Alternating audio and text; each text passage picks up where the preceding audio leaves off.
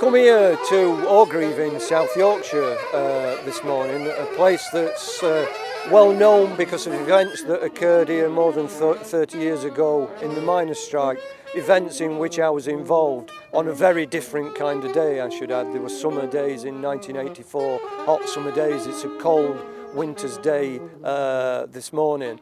We're here to talk about a research project that I'm involved in, which looks at the relationship between anger and emotion and creative production.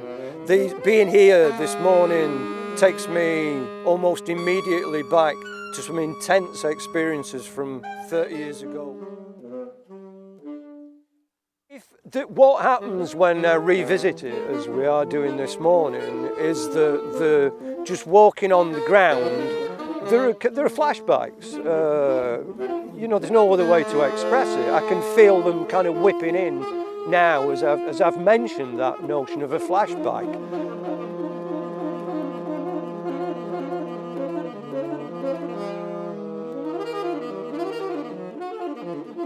Full riot gear on, they got full riot shields, and they were drumming the shields.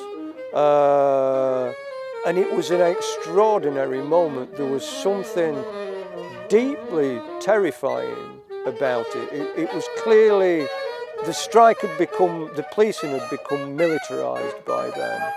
And what struck me in that moment, and I can feel that now to this day, 31 years later, was that something fundamental had absolutely changed within British society.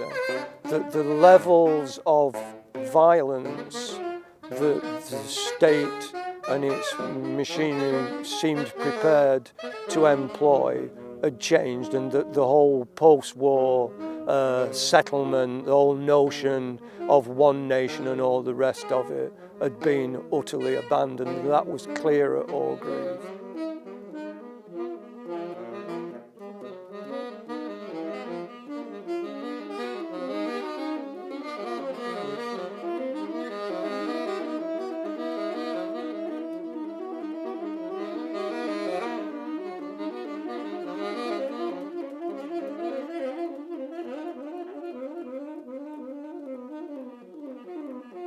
Thinking back, it was that smashing of a kind of innocence that struck me as the cruelest thing. I was a political activist. I expected it. I knew it was going to happen through the early 80s. I'd witnessed the militarisation of the police and so on. So nothing surprised me about that. But there were many, many hundreds, if not thousands, among the thousands of pickets that were here on that day who were innocents, who got their heads broken, who got arrested, who got charged with riot, who didn't think this happened in British society, who didn't think that the British police force did these kinds of things. This was South Africa or somewhere else, but not here. And it's that ruin of innocence that leaves me still furious about that period and the miners' strike as a whole.